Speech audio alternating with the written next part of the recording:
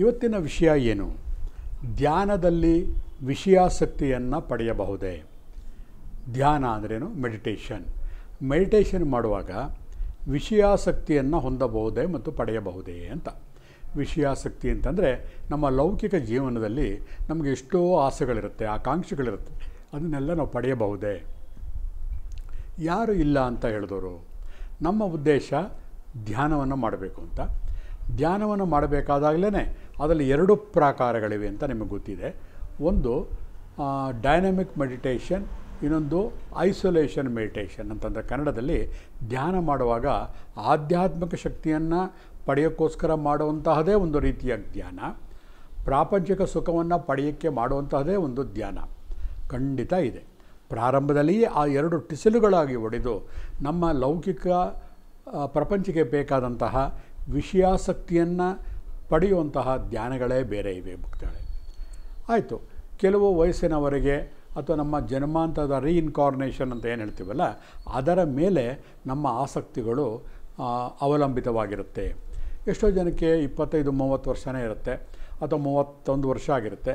ಮದುವೆ ಮಾಡ್ಕೊತಂದರೆ ಅದರಲ್ಲಿ ಆಸಕ್ತಿನೇ ಇರಲ್ಲ ಅವ್ರಿಗೆ ದೇವರು ದಿಂಡ್ರು ಅಥವಾ ಯಾವುದೋ ಒಂದು ಸಾಧನೆಗಳನ್ನು ಮಾಡಬೇಕು, ಆ ಥರ ಯಾವುದೋ ಒಂದು ರೀತಿಯ ಜೀವನದಲ್ಲಿ ಸಾಧನೆಗಳನ್ನು ಮಾಡಬೇಕು, ಅದರ ಕಡೆ ಒಲವಿರ್ತಾ ಹೋಗ್ತಾ ಇರುತ್ತೆ.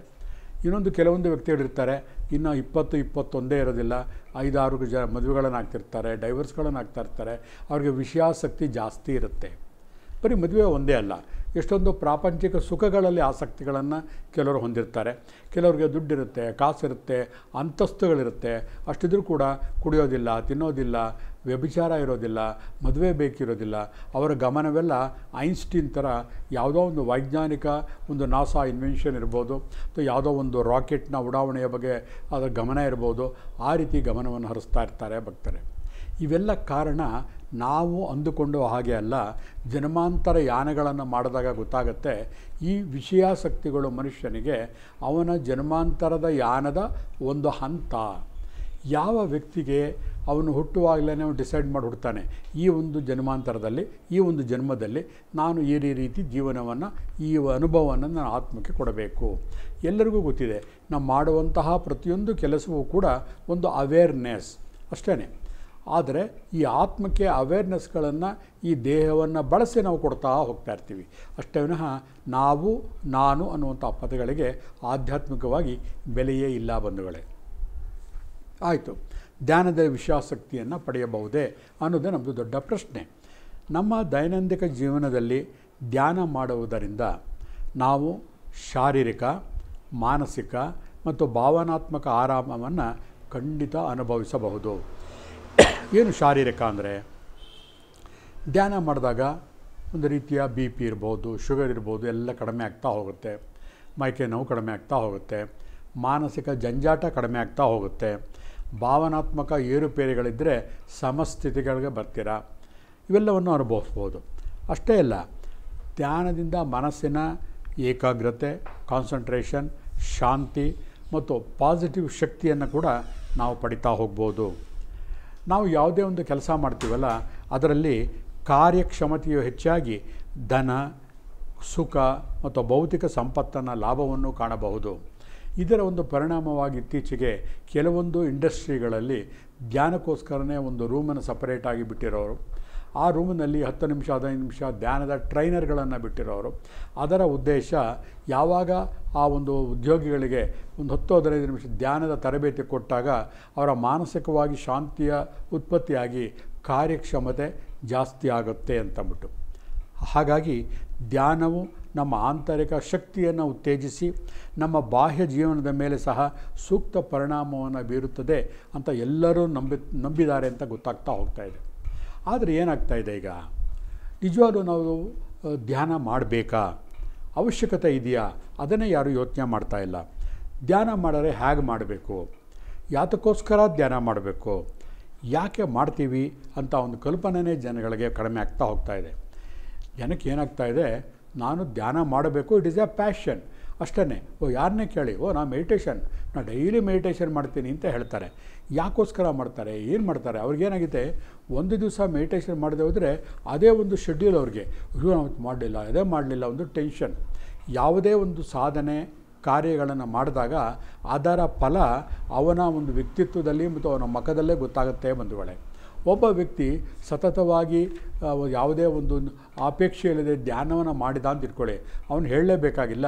ಅವನ ಮನಸ್ಸನ್ನು ನೋಡಿದಾಗ ಅವನು ವದನಾರವಿಂದಲೇ ಒಂದು ರೀತಿಯ ಶಾಂತತೆ ಇರುತ್ತೆ, ಅವನ ಮಾತಿನಲ್ಲಿ ಸೌಹಾರ್ದತೆ ಇರುತ್ತೆ, ಮೃದುತ್ವ ಇರುತ್ತೆ, ಅವನ ಮಾತಿನಲ್ಲಿ ಸಿಹಿ ನುಡಿಗಳಿರುತ್ತೆ, ಆ ಗ್ರ್ಯಾಟಿಟ್ಯೂಡ್ ಇರುತ್ತೆ, ಯಾರೇ ಕೂಡ ಧನ್ಯವಾದಗಳನ್ನು ಅರ್ಪಿಸ್ತಾ ಇರ್ತಾನೆ, ಮತ್ತೊಬ್ಬರಿಗೆ ಸಹಾಯ ಮಾಡಬೇಕಾದ್ರೆ ಹಿಂದೆ ಮುಂದೆ ನೋಡಲ್ಲ, ಅವನ ಇಡೀ ವ್ಯಕ್ತಿತ್ವವೇ ಬದಲಾವಣೆ ಆಗ್ತಾ ಹೋಗ್ತಾ ಇರುತ್ತೆ. ಧ್ಯಾನಕ್ಕೆ ಆ ರೀತಿಯ ಆಂತರಿಕ ಶಕ್ತಿಯನ್ನು ಬದಲಾವಣೆ ಮಾಡುವಂತಹ ಒಂದು ಶಕ್ತಿ ಇದೆ. ನಿಜವಾಗ್ಲೂ ಹಂಗೆ ಮಾಡ್ತಾಯಿದ್ದೀವ ನಾವು ಮಾಡ್ತಾ ಇಲ್ಲ. ಏನು ಮಾಡ್ತಾಯಿದ್ದೀವಿ, ಈ ಡಾಕ್ಟ್ರು ಹೋದರೆ ಪ್ರಿಸ್ಕ್ರಿಪ್ಷನ್ ಬರ್ಕೊಡ್ತಾರೆ ನೋಡಿ, ಹಾಗೆ ಒಂದು ವ್ಯಕ್ತಿ ಬಂದಿದ್ದಾನೆ, ಅವನಿಗೆ ಕಾನ್ಸಂಟ್ರೇಷನ್ ಇಲ್ಲ, ಈ ರೀತಿ ಧ್ಯಾನ ಮಾಡು ಇಲ್ಲ. ಆದರೆ ದೇಹಕ್ಕೆ ಹೇಗೆ ಧಾನ್ಯ ಮುಖ್ಯವೋ ಕಾಳುಗಳು, ಹಾಗೆ ಮನಸ್ಸಿಗೆ ಧ್ಯಾನ ಕೂಡ ಮುಖ್ಯ. ಅತೀಂದ್ರಿಯ ಸ್ಥಾನಕ್ಕೆ ಇದೊಂದು ರಹದಾರಿ. ಯಾವುದೋ ವ್ಯಕ್ತಿ ಧ್ಯಾನ ಮಾಡ್ತಾ ಇರ್ತಾನಲ್ಲ, ಅವನಿಗೆ ಗೊತ್ತಿಲ್ಲದೆ ಇದ್ದಂಗೆ ಬರೀ ದೈಹಿಕವಾಗಿ ಸುಖ ಸಂತೋಷಗಳ ಬೇಕು ಅಂತ ಮಾಡಿದ್ರೂ ಕೂಡ ಅತೀಂದ್ರಿಯ ಜ್ಞಾನಕ್ಕೆ ಒಂದು ರಹದಾರಿ ಆಗಿಬಿಡುತ್ತದು.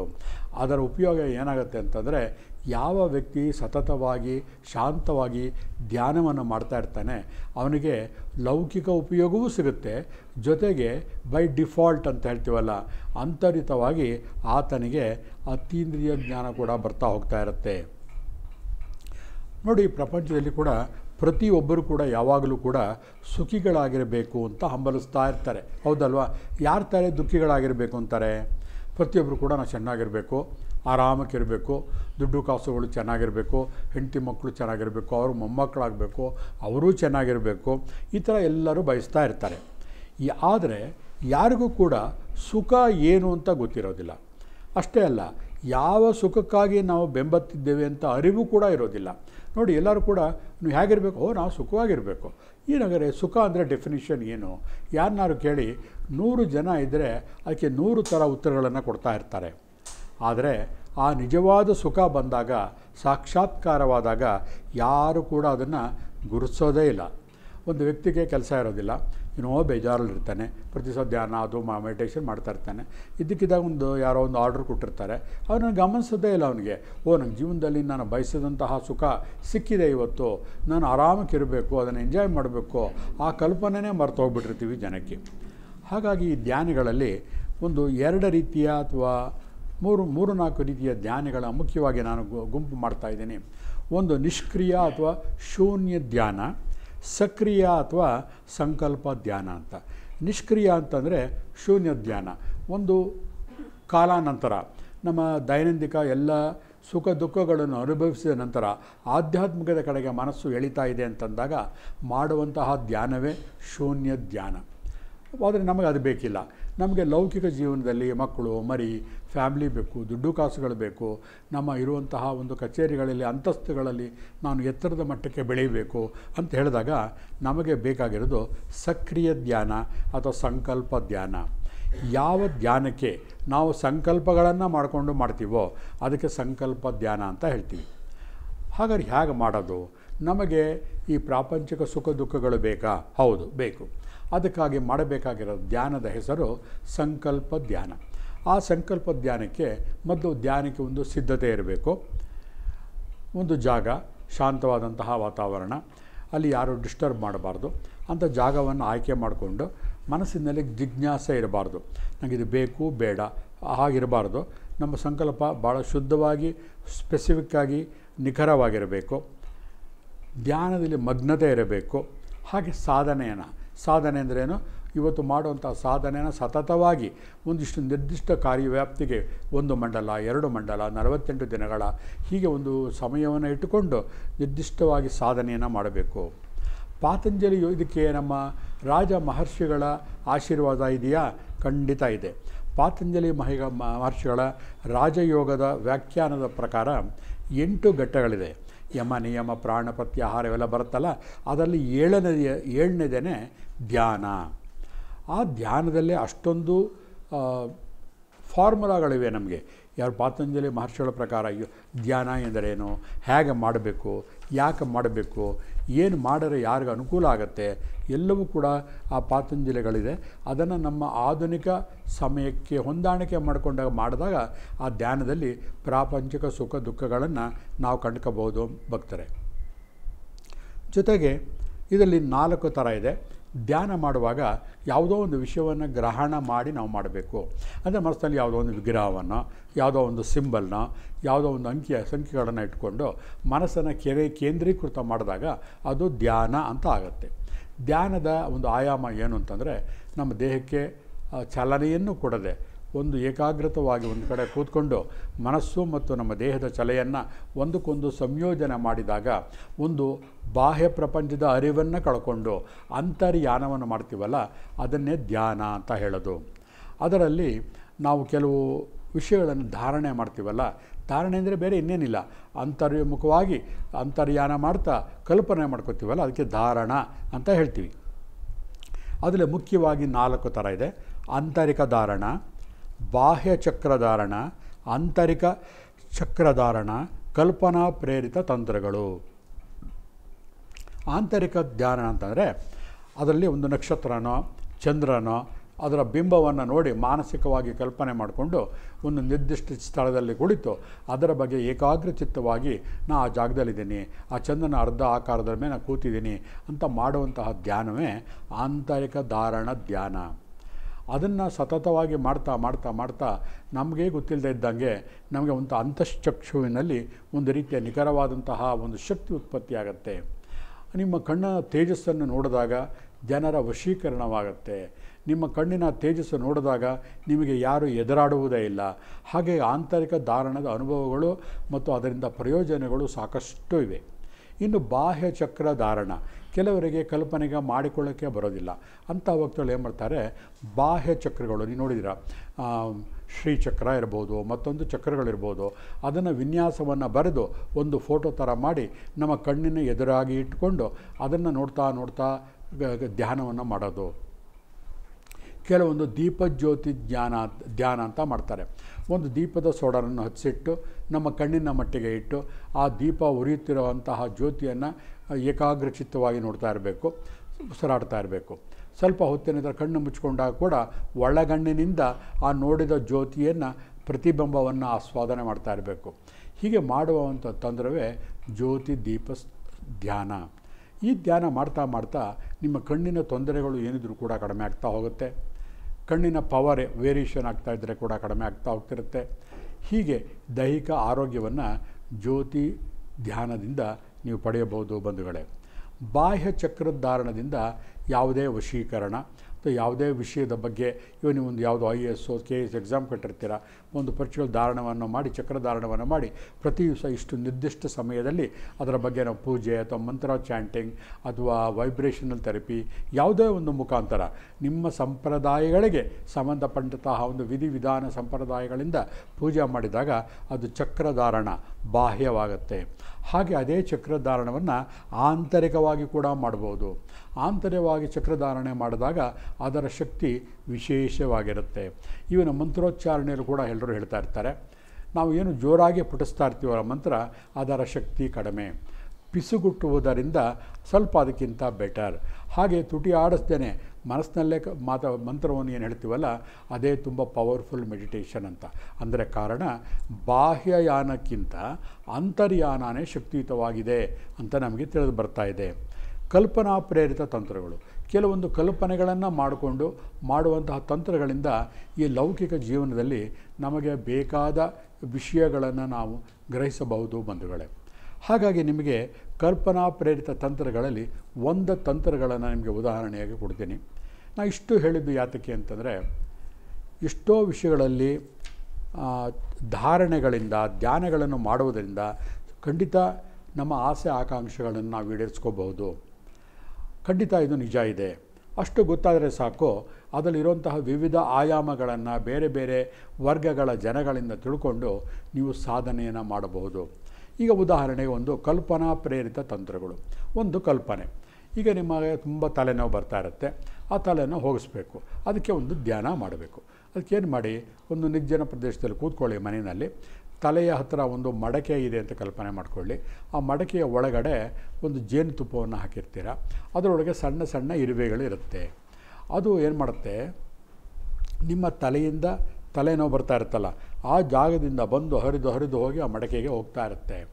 ಆ ಒಂದು ಚಲನೆ, ಪ್ರತಿಯೊಂದು ಇರುವೆಗಳು ಕೂಡ ಆ ಜೇನುತುಪ್ಪ ಹತ್ರ ಹೋಗಿ ತಿರ್ಗಾ ನಿಮ್ಮ ತಲೆ ಹತ್ರ ಬಂದು ತಿರ್ಗಾ ರೌಂಡ್ ಹೊಡಿತಾ ಇರುತ್ತೆ. ಆ ಒಂದು ಸಂವೇದನೆಯನ್ನು ನೀವು ಧ್ಯಾನ ಮಾಡ್ತಾ ಏನಾಗುತ್ತೆ ಅಂದರೆ, ಕೆಲವೇ ಕ್ಷಣದಲ್ಲಿ ನಿಮ್ಮ ತಲೆನೋವು ಮಾಯ ಆಗ್ತಾ ಹೋಗ್ತಾ ಇರುತ್ತೆ. ಇನ್ನೊಂದು ಭಾಳ ಪವರ್ಫುಲ್ ಟೆಕ್ನಿಕ್ ಇದೆ, ಅದಕ್ಕೆ 3 ಫ್ರೇಮ್ ಟೆಕ್ನಿಕ್ ಅಂತ ಹೇಳ್ತೀವಿ. 3 ಫ್ರೇಮ್ಗಳ ಒಂದು ಧ್ಯಾನ. ಅದರಲ್ಲಿ ಏನು ಅಂತಂದರೆ, ಒಂದು ಒಂದು ಚೇರ್ ಮೇಲೋ ಎಲ್ಲ ಕೂತಿರ್ತೀರ. 2 ಕೈಗಳನ್ನ ಲಾಕ್ ಮಾಡಿ ನಿಮ್ಮ ಹೊಟ್ಟೆಯ ಮೇಲೆ ಇಟ್ಕೋತೀರ. ನಿಮ್ಮ ಹಣೆಯ ಮಧ್ಯಭಾಗದಲ್ಲಿ 3 ಫ್ರೇಮ್ಗಳನ್ನು ಕಲ್ಪನೆ ಮಾಡ್ಕೋತೀರ. 3 ಫ್ರೇಮಲ್ಲಿ 3ನೇ ಫ್ರೇಮ್ನಲ್ಲಿ ನಿಮ್ಮ ಪರಿಸ್ಥಿತಿ, ಇವತ್ತು ಹೇಗಿದ್ದೀರಾ, ಯಾವ ಥರ ಇದ್ದೀರಾ, ನಿಮಗೆ ಏನು ಅವಶ್ಯಕತೆಯ ಕೊರತೆ ಇದೆ ಅದನ್ನು ನೆನಪಿಸಿಕೊಳ್ಳಿ. ಕೆಲವು ಸೆಕೆಂಡ್ಗಳ ನಂತರ ಅದನ್ನು ಪಕ್ಕಕ್ಕೆ ತಳ್ಳಿ. ಮಧ್ಯದ ಒಂದು ಫ್ರೇಮ್ ಬರುತ್ತೆ. ಆ ಫ್ರೇಮಿಗೆ ಬಂದ ತಕ್ಷಣ ಮೇಲಿಂದ ಒಂದು ಹಿಮದ ಮಳೆ ಬೀಳ್ತಾ ಇದೆ. ಬಿಳಿಯ ಬಣ್ಣದ ಹಿಮ ಮೇಲಿಂದ ಸಿಂಪಡಣೆ ಆಗ್ತಾ ಇದೆ. ನೇರವಾಗಿ ತಲೆಯ ಮೇಲೆ ಬಿದ್ದು, ಬ್ರಹ್ಮರಂಧ್ರದ ಮೇಲೆ ಬಿದ್ದು, ಒಳಗೆ ಇಳಿದು ನಿಮ್ಮ ತಲೆಯಲ್ಲಿರುವಂತಹ ಒಂದೊಂದು ಸೆಲ್, ಒಂದೊಂದು ಕಣಗಳನ್ನು ಕೂಡ ಫ್ಲಶ್ ಔಟ್ ಮಾಡಿ ನಿಮ್ಮ ದೇಹದಲ್ಲಿರುವಂತಹ ಎಲ್ಲ ನೆಗೆಟಿವಿಟಿಗಳನ್ನು ತೆಗೆದು ತಳ್ಳಿ ಕಾಲಿನಿಂದ ಹೊರಗಡೆ ಹಾಕ್ತಾ ಇದೆ. ತಲೆ ಎಂಟರ್ ಆಗುವಾಗ ಬೆಳ್ಳಗಿರುವಂತಹ ಹಿಮದ ಮಣಿಗಳು ಕಾಲಿನಿಂದ ಹೊರಗಡೆ ಹೋಗುವಾಗ ಕೊಳೆ ಆಗಿರುತ್ತೆ, ಕಪ್ಪು ಬಣ್ಣವಾಗಿರುತ್ತೆ. ಆ 2ನೇ ಫ್ರೇಮ್ ಕೂಡ ಪಕ್ಕಕ್ಕೆ ತಳ್ಳಿ. ಮೊದಲನೆಯ ಫ್ರೇಮ್ಗೆ ಬರ್ತಾ ಇದ್ದೀರಾ, ಅಲ್ಲಿ ಆನಂದವಾಗಿರುತ್ತೆ. ಆ ಫ್ರೇಮ್ ಕೂಡ ಗೋಲ್ಡನ್ ಕಲರ್ ಇರುತ್ತೆ. ಅದರಲ್ಲಿ ನೀವೇ ಇರ್ತೀರ. ನೀವು ಕಲ್ಪನೆಯಲ್ಲಿ ಏನು ಕನಸುಗಳು ಆಗಬೇಕಾಗಿತ್ತೋ ಅದೆಲ್ಲ ಸಾಕಾರವಾಗಿದೆ ಅಂತ ಕಲ್ಪನೆ ಮಾಡ್ಕೊಳ್ಳಿ. You enjoy that feeling. ಆ ಒಂದು ಭಾವನೆಗಳನ್ನು ಕಲ್ಪಿಸಿಕೊಳ್ಳಿ. ನಿಮಗೆ ದುಡ್ಡು ಬೇಕಾಗಿತ್ತು ಅಂತಂದರೆ, ದುಡ್ಡು ಆಲ್ರೆಡಿ ನಿಮ್ಮ ಹತ್ರ ಬಂದಿರೋ ಹಾಗೆ ನೀವು ಬ್ರೀಫ್ ಕೇಸಲ್ಲಿ ಕ್ಯಾರಿ ಮಾಡ್ತಾಯಿದ್ದೀರಾ, ಅಥವಾ ಪಾಸ್ಬುಕ್ಕಲ್ಲಿ ಎಂಟ್ರಿ ನೋಡಿ ಖುಷಿ ಪಡ್ತಾ ಇದ್ದೀರಾ. ಈ ಒಂದು ಕೆಲಸ ಘಟನೆಯ ನಂತರ ಏನಾಗುತ್ತೆ ಅದನ್ನು ಕಾಲ್ಪನಿಕವಾಗಿ ಅನುಭವಿಸಿ ಫೀಲ್ ಮಾಡಿದಾಗ ಅದು ಖಂಡಿತ ಗಾಳಿ ಗೋಪುರವಲ್ಲ. ಕೆಲವೇ ದಿನಗಳಲ್ಲಿ ನಿಮ್ಮ ಆಸೆಗಳು ಈಡೇರುತ್ತೆ.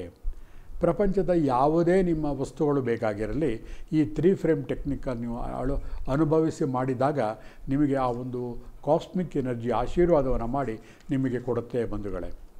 ಆದರೆ ಒಂದೇ ಒಂದು ವಿಷಯ, ದೇವರು ಕೊಟ್ಟು ವರ ಅಂತ ಹೇಳಿಬಿಟ್ಟು ನಾವು ಎಲ್ಲವನ್ನೂ ಕೇಳ್ತಾ ಹೋಗಬಾರ್ದು. ನಮ್ಮ ಒಂದು ಲಿಮಿಟ್ಗೆ ತಕ್ಕಂಗೆ, ಏನು ಇದಕ್ಕಿದ್ದಾಗೆ ನಾನು ಯಾವುದೋ ಒಂದು ರಾಷ್ಟ್ರದ ಪ್ರಧಾನಿಯಾಗಬೇಕು ಅಂಥವೆಲ್ಲ ಆಸೆಗಳು ಇಟ್ಕೋಬಾರ್ದು. ಅದಕ್ಕೆ ಎಲಿಜಿಬಿಲಿಟಿ ಇದ್ದಾಗ ಮಾಡಬೇಕು. ಅದು ಬಿಟ್ಟು ಇದಕ್ಕಿದ್ದಾಗ ಯಾವುದೋ ಒಂದು ಗೌರ್ಮೆಂಟಲ್ಲಿ ಕೆಲಸ ಮಾಡ್ತಿರೋಂಥ ವ್ಯಕ್ತಿ ನಾಳೆ ನಾನು ಮರ್ಸಿಡೀಸ್ ಕಾರ್ ತೊಗೋಬೇಕು ಅಂತ ಕಲ್ಪನೆ ಮಾಡಬಾರ್ದು. ಇದ್ದಿದ್ರಲ್ಲಿ ನಮ್ಮ ಒಂದು ಮಟ್ಟಕ್ಕೆ ತಕ್ಕಂಥ, ಅದಕ್ಕಿಂತ ಸ್ವಲ್ಪ ಮೇಲ್ಮಟ್ಟದ ಅಭಿಲಾಷೆಯೊಂದಿಗೆ ಜೀವ ಮಟ್ಟದ ಹೆಚ್ಚಕ್ಕೆ ಏನು ಅನುಕೂಲ ಬೇಕೋ ಅಂತಹ ಒಂದು ಬೇಡಿಕೆಗಳನ್ನು ಇಟ್ಟಾಗ ಏನಾಗುತ್ತೆ, ಹತ್ತಿರದಲ್ಲೇ ನಮಗೆ ಅದು ಕಾರ್ಯರೂಪಕ್ಕೆ ಬರುತ್ತೆ. ಇವತ್ತು ಪ್ರಪಂಚದಲ್ಲಿ ನಮ್ಮ ಮುಂದೆ ಯಾರು ದೊಡ್ಡ ದೊಡ್ಡ ಶ್ರೀಮಂತರುಗಳಿದ್ದಾರೆ, ಪ್ರತಿಯೊಬ್ಬರೂ ಕೂಡ ಗೊತ್ತಿದ್ದೋ ಗೊತ್ತಿಲ್ಲದೇ ಎಲ್ಲರೂ ಕೂಡ ಕನಸು ಕಂಡಂತಹ ವ್ಯಕ್ತಿಗಳೇ. ಇನ್ಯಾರೂ ಬೇಡ, ನಮ್ಮ ಜೊತೆ ಬದುಕಿ ಬಾಳಿ ಇತ್ತೀಚೆಗೆ ಹೋದ ಅಬ್ದುಲ್ ಕಲಾಂ ಅವ್ರೇನು ಹೇಳ್ತಾಯಿದ್ರು, ಅವರು ಕೂಡ ಏನೇ ಆಗಲಿ ಕೂಡ ಯಾವಾಗಲೂ ನಮ್ಮ ಬೇಡಿಕೆಗಳು ಅತ್ಯುನ್ನತವಾಗಿರಬೇಕು, ನಮ್ಮ ಆಸೆ ಕಲ್ಪನೆಗಳು ಎತ್ತರದಲ್ಲಿರಬೇಕು, ಆ ಥರ ನೀವು ಕಲ್ಪನೆಗಳನ್ನು ಆಸೆಗಳನ್ನು ಹುಟ್ಟು ಹಾಕಿ ಅಂತ ಹೇಳ್ಕೊಡ್ತಾಯಿದ್ರು. ಹಾಗಾಗಿ ಈ 3 ಫ್ರೇಮ್ ಟೆಕ್ನಿಕಲ್ಲಿ ಯಾರು ಯಾವುದೇ ವಿಷಯವನ್ನು ಬೇಕಾದರೂ ಕೂಡ ನೀವು ಕಲ್ಪನೆ ಮಾಡ್ಕೋಬೋದು. ಆ 3 ಫ್ರೇಮ್ನಲ್ಲಿ 1 2 3 3ನೇ ಫ್ರೇಮ್ನಲ್ಲಿ ನಿಮ್ಮ ಈಗಿರುವ ಪರಿಸ್ಥಿತಿ ಅದನ್ನು ಪಕ್ಕಕ್ಕೆ ತಳ್ತೀರಾ. 2ನೇ ಫ್ರೇಮ್ನಲ್ಲಿ ಒಂದು ರೇಖೀಯ ಮಳೆ ಅಥವಾ ಹಿಮದ ಮಳೆ ಬೀಳ್ತಾ ಇದೆ ಅಂತ ಕಲ್ಪನೆ, ನೆತ್ತಿಯ ಮೇಲೆ ಬಿದ್ದು ತಲೆಯ ಒಳಗಿರುವಂತಹ ಒಂದೊಂದು ಕಣಗಳನ್ನು ಕ್ಲೆನ್ಸ್ ಮಾಡಿ ದೇಹದ ಎಲ್ಲ ಅಂಗಾಂಗಗಳಲ್ಲಿ ಹರಿದು ಕಾಲಿನ ಮುಖಾಂತರ ಹೊರಗಡೆ ಹೋಗ್ತಾ ಇದೆ. ಎಂಟರ್ ಆಗುವಾಗ ಬಿಳಿಯ ಬಣ್ಣ ಇದ್ದಿದ್ದು ಹೊರಗಡೆ ಹೋಗುವ ಕಪ್ಪು ಬಣ್ಣ ಆಗಿದೆ. ಆ ಕಪ್ಪು ಬಣ್ಣ ಕೊಳೆಯನ್ನು ಭೂಮಿ ತಾಯಿ ಎಲ್ಲ ಸ್ವೀಕರಿಸ್ತಾ ಇದ್ದಾಳೆ. ಹಾಗೆ ಅದನ್ನು ಪಕ್ಕಕ್ಕೆ ತಳ್ತೀರ. ಮೊದಲನೆಯ ಒಂದು ಧ್ಯಾನದ ಸ್ಥಿತಿಗೆ ಬರ್ತಾ ಇದ್ದೀರ. ಅಲ್ಲಿ ಬಂದಾಗ ಆರಾಮ ಕೂತಿರ್ತೀರ. ನೀವು ಇಷ್ಟಪಟ್ಟಂತಹ ಕಾರ್ಯಗಳು ಆಗೋಗಿರುತ್ತೆ, ಆನಂದವಾಗಿರುತ್ತೆ, ಖುಷಿಯಾಗಿರುತ್ತೆ. ಮಂದಿ ಮಕ್ಕಳೆಲ್ಲ ನಿಮ್ಮ ಸುತ್ತಲೂ ಕೂಡ ನಿಂತ್ಕೊಂಡಿರ್ತಾರೆ. ಸಂತೋಷದ ಒಂದು ಫೋಟೋ ಫ್ರೇಮ್ ಥರ ಅದನ್ನು ಇಮ್ಯಾಜಿನ್ ಮಾಡ್ಕೊಳ್ಳಿ. ಖಂಡಿತ ನಿಮ್ಮ ಆಸೆ ಆಕಾಂಕ್ಷೆಗಳು ಕೆಲವೇ ದಿನಗಳಲ್ಲಿ ಕಾರ್ಯರೂಪಕ್ಕೆ ಬರುತ್ತೆ. ಇದು ಮಾಡುವಾಗ ನಿಮ್ಮ ಮನಸ್ಥಿತಿ ಎಲ್ಲವೂ ಕೂಡ ಧನಾತ್ಮಕವಾಗಿರಬೇಕು. ಯಾವುದೇ ಹಂತದಲ್ಲೂ ಕೂಡ ಋಣಾತ್ಮಕವಾಗಿ ಯೋಚನೆ ಮಾಡಬಾರ್ದು ಬಂಧುಗಳೇ. ಆವಾಗ ನೋಡಿ ಧ್ಯಾನಕ್ಕೆ ಒಂದು ಅರ್ಥ ಬರುತ್ತೆ. ಪ್ರತಿಯೊಂದು ಧ್ಯಾನಕ್ಕೂ ಕೂಡ ಅದರದೇ ಆದಂಥ ಒಂದು ಮಹತ್ವ ಇರುತ್ತೆ. ಈ ಧ್ಯಾನವನ್ನು ಮಾಡಿದಾಗ ಏನಾಗುತ್ತೆ, ಮಾತಾಡುವಾಗ ಒಂದು ಥಾಟ್ ಎನರ್ಜಿ ಕ್ರಿಯೇಟ್ ಆಗುತ್ತೆ. ಅದೇ ರೀತಿ ಧ್ಯಾನ ಮಾಡುವಾಗ ಕೂಡ ನಮಗೇ ಗೊತ್ತಿಲ್ಲದ ಹಾಗೆ ಮನಸ್ಸು ಒಂದು ಶಾಂತ ಸ್ಥಿತಿಯಲ್ಲಿರುತ್ತೆ. ಯಾವುದನ್ನು ನಾವು ಈ ಪ್ರಪಂಚಕ್ಕೆ ಕೊಡ್ತೀವೋ 100 ಪಟ್ಟು ನಮಗೆ ಹಿಂದಿರುಗಿ ಬರುತ್ತೆ. ಅದೇ ಒಂದು ಫಾರ್ಮುಲಾ ಆಧಾರದ ಮೇಲೆ ಮೌನವಾಗಿ ಕೂತಾಗ ಏನಾಗುತ್ತೆ, ಜಾಸ್ತಿ ಮೌನ ಅಂತಂದರೆ ಏನು, ಶಾಂತಿ ನಮಗೆ ಸಿಗ್ತಾ ಹೋಗುತ್ತೆ. ಸುಮ್ಮನೆ ವಟ ವಟ ವಟ ವಟ ಅಂತ ಮಾತಾಡಿ ಪ್ರಪಂಚವನ್ನು ವೈಬ್ರೇಷನ್ನಿಂದ ತುಂಬಿ ಹಾಳು ಮಾಡಿದಾಗ ಅದೇ ಗಲಾಟೆ ನಮ್ಮ ತಲೆಗೆ ತುಂಬಿ ಮೈ ಮನಸ್ಸುಗಳು ದೇಹಗಳು ಎಲ್ಲ ಡಿಸ್ಟರ್ಬ್ ಆಗ್ತಾ ಹೋಗ್ತಾ ಇರುತ್ತೆ. ಯಾವಾಗ ನಾವು ಶಾಂತಿಯಾಗಿ ಸ್ವಲ್ಪ ಹೊತ್ತು ಮೆಡಿಟೇಷನ್ ಮಾಡ್ತೀವೋ ಆ ಶಾಂತಿ 100 ಪಟ್ಟು ನಮಗೆ ರಿಬೌಂಡ್ ಆಗುತ್ತೆ. ಮನಸ್ಸು ದೇಹ ಆಧ್ಯಾತ್ಮಿಕವಾಗಿ ಎಲ್ಲ ರೀತಿಯಲ್ಲೂ ಕೂಡ, ಇಂಟೆಲೆಕ್ಚುಯಲಿ ಕೂಡ, ಬೌದ್ಧಿಕವಾಗಿ ಕೂಡ ಶಾಂತಿಯುತವಾಗಿರುತ್ತೆ. ಓಂಕಾರವನ್ನು ಜಪಿಸ್ತಾ ಇರ್ತೀರ, ಏನಾಗುತ್ತೆ, ಓಂಕಾರ ಬರಬೇಕಾದ್ರೆ ಬರೀ ಗಂಟಲಿನಿಂದ ಬಾಯಿಂದ ಬರೋದಿಲ್ಲ. ಯೋಗದ ವಿದ್ಯಾರ್ಥಿಗಳಿಗೆ ಗೊತ್ತಿರುತ್ತೆ, ಆ ಪ್ಲಸ್ ಉ ಪ್ಲಸ್ ಓ ಎಮ್, ಆ ಉ ಮ ಅಂದರೆ ಹೊಕ್ಕಳಿನಿಂದ ಆ ಉಚ್ಚಾರಣೆ ಆಯಿತು ಅಂದರೆ ಎದೆಯ ಗೂಡಿನಿಂದ ಓ ಉಚ್ಚಾರಣೆ ಆಗುತ್ತೆ, ಗಂಟಲಿಂದ ಉಚ್ಚಾರಣೆ ಆಗುತ್ತೆ, ಆ ಉ ಮ ಸೇರಿ ಓಂಕಾರ ಆಗುತ್ತೆ. ಆ ಓಂಕಾರವನ್ನು ಯಾವಾಗೆ ಬಾಯ್ಬಿಟ್ಟು ಹೇಳಲೇಬೇಕಾಗಿಲ್ಲ, ಮನಸ್ಸಿನಲ್ಲಿ ಆ ವೈಬ್ರೇಷನನ್ನು ಕಲ್ಪನೆ ಮಾಡಿಕೊಂಡ್ರೂ ಸಾಕು, ನಿಮ್ಮ ನರನಾಡಿಗಳಲ್ಲಿ ನಿಮಗೇ ಗೊತ್ತಿಲ್ಲದೆ ಇರುವಂತಹ ಒಂದು ಲೋ ಫ್ರೀಕ್ವೆನ್ಸಿ ಉತ್ಪತ್ತಿ ಆಗ್ತಾ ಇರುತ್ತೆ. ಅದಕ್ಕೆ ಕೆಲವೊಂದು ಮನೆಗಳಲ್ಲಿ ಈ ಎಲೆಕ್ಟ್ರಾನಿಕ್ ಡಿವೈಸ್ಗಳು ಹಾಕ್ಬಿಡ್ತಾರೆ, ಯಾವಾಗಲೂ ಸತತವಾಗಿ ಓಮ್ ಅಂತ ಬರ್ತಾ ಇರುತ್ತೆ. ನೀವು ಅನ್ಬೋದು ಅದೇನು ಅದರ ಪಾಡಿಗೆ ಹೊಡ್ಕೋತಾ ಇದೆ, ಖಂಡಿತ ಹೊಡ್ಕೋತಾ ಇರೋದಲ್ಲ, ನಿಮಗೇ ಗೊತ್ತಿಲ್ಲದೆ ಇದ್ದಂಗೆ ನಿಮ್ಮ ಸುತ್ತಲಿನ ವಾಯುವನ್ನು ಅದು ಕ್ಲೀನ್ ಮಾಡ್ತಾ ಇರುತ್ತೆ. ಎಷ್ಟೋ ಒಂದು ಮಾಡ್ರನ್ ಥೆರಪಿಗಳಲ್ಲಿ, ನಾನು ಇತ್ತೀಚೆಗೆ ಆಸ್ಟ್ರೇಲಿಯಾದ ಹೋದಾಗ ಒಬ್ಬ ಹೀಲರು ಮಾಡ್ತಾಯಿದ್ದ, ನಮ್ಮ ಭಾರತದ ವಸ್ತುವಾದಂತಹ ಒಂದು ಧ್ಯಾನದ ಒಂದು ವಿಷಯವನ್ನು, ವಿಷ್ಣು ಸಹಸ್ರನಾಮವನ್ನು ಹಾಕಿ ವೈಬ್ರೇಷನ್ ಫೋಟೋಗಳನ್ನು ಇಟ್ಟು ಟ್ರೀಟ್ಮೆಂಟ್ಗಳನ್ನು ಮಾಡ್ತಾಯಿದ್ದ ಬಂಧುಗಳೇ. ನೋಡಿ, ಭಾರತದಲ್ಲಿ ನಾವೇ ಮಾಡೋದಿಲ್ಲ, ಹೊರ ದೇಶಗಳಲ್ಲಿ ಇದನ್ನು ಅಡಾಪ್ಟ್ ಮಾಡಿಕೊಂಡು ಎಲ್ಲವನ್ನು ಕೂಡ ಪ್ರಾಪಂಚಿಕ ಸುಖ ದುಃಖಗಳನ್ನು ಪಡಿತಾ ಇದ್ದಾರೆ. ಹಾಗಾಗಿ ಇವತ್ತಿನ ಬಸವ ಟಿವಿಯ ಆರೋಗ್ಯ ಮತ್ತು ಆಧ್ಯಾತ್ಮಿಕ ಕಾರ್ಯಕ್ರಮದಲ್ಲಿ ಬಹಳ ಮುಖ್ಯವಾಗಿ ಇಂಥದೇ ಧ್ಯಾನ ಅಂತಲ್ಲ, ಯಾವುದೇ ಧ್ಯಾನವನ್ನು ಮಾಡಿದರೂ ಕೂಡ ನಮ್ಮ ಪ್ರಾಪಂಚಿಕ ಸುಖ ದುಃಖಗಳನ್ನು ಖಂಡಿತ ನಾವು ಪಡೆಯಬಹುದು ಅನ್ನುವ ಒಂದು ತೀರ್ಮಾನಕ್ಕೆ ಬರೋಣ.